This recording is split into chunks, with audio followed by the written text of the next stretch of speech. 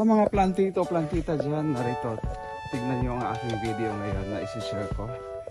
Sari-saring mga cactus, dahil nandito tayo ngayon sa cactus plant dito sa Bansalan, Davao del Sur. Ang daming mga variety guys. Ang gaganda ng mga kulay. Marami din namamasyal dito. Ito, tignan nyo guys, oh. Grabe yung mga dikha ng Diyos, oh. Nakakaaliw. So ayan, hindi rin nakapatawad ang mga cactus sa ginawa ng ating mga kababayan, no? Siyempre, hindi ka sikat kung wala ang iyong pangalan na naka-embroid sa cactus plant. Ito yung kabuuan guys sa plantation ng cactus. Ito mas maganda, oh. Para siyang tail ng pusa. So hawakan natin. So medyo matigas siya. Ito malambot. Ito malambot konti. Parang tail ng pusa talaga. O mga musang. Parang ganon. So yun, ganda. So, puntahan natin yung iba pa. May mga kasamahan kami doon. Mga plantita din. Mahilig sa mga tanim. Guys, ito, oh. Yellow ang variety. Ito naman red.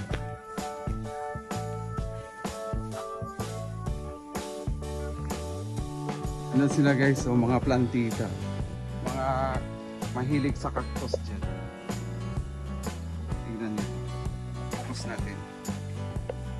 Para kayong nasa Encantadia, mga dwarfs.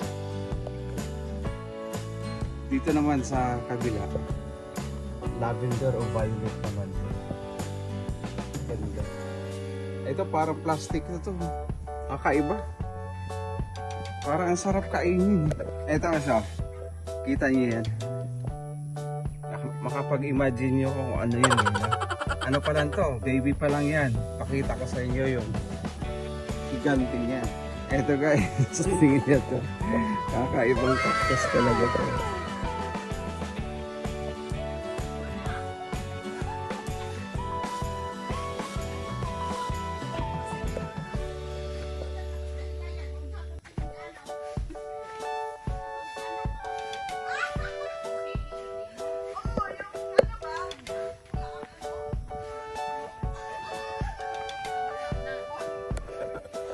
Ang dami. Gandang version, mga cactus. Cactus plant.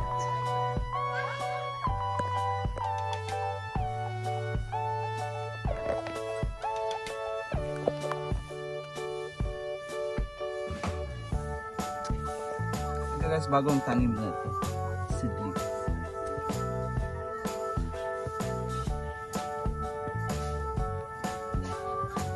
So yan. Halos nakita na natin ang cactus farm dito sa Bansalan, Davao del Sur. Punta naman natin yung sa kabilang side guys, dahil naipakita ko rin lang naman sa inyo ang mga cactus. Dito naman tayo sa kabila. Ayan, ganda sa mata eh, no? Parang therapy sa mata. Green.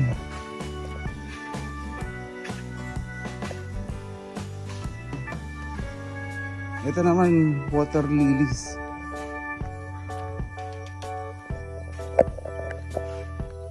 So ito naman malapit tayo sa nursery nila, kung saan nagsimula ang paggawa ng mga cactus.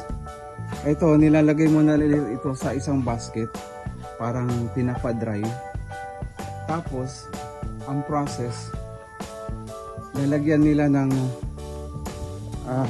plastic yung dulo nung purunan nila ito. para tutubo yung ibang sanga dito sa kabila.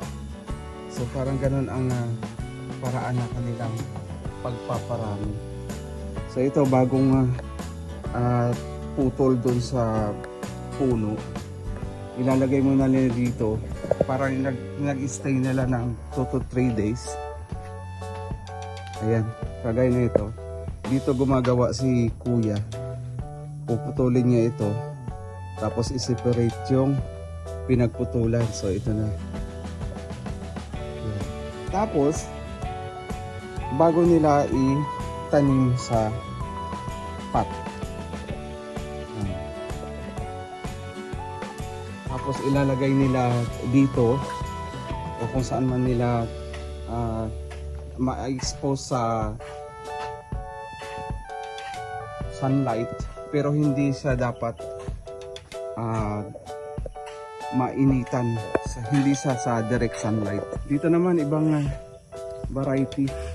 So parang ito yung source ng income nung may-ari.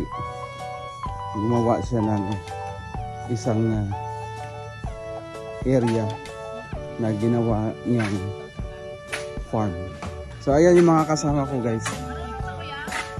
Sila naman yung nagmi-maintain dito.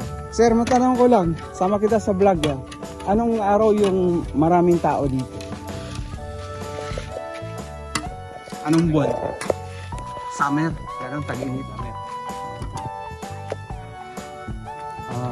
Sabi niya, guys, yung mingaw sa Cebuano, ano yun, parang malungkot konti ang tao. So ayan yung mga kasama ko, ni-enjoy pa din yung kanilang picture taking, photoshoot.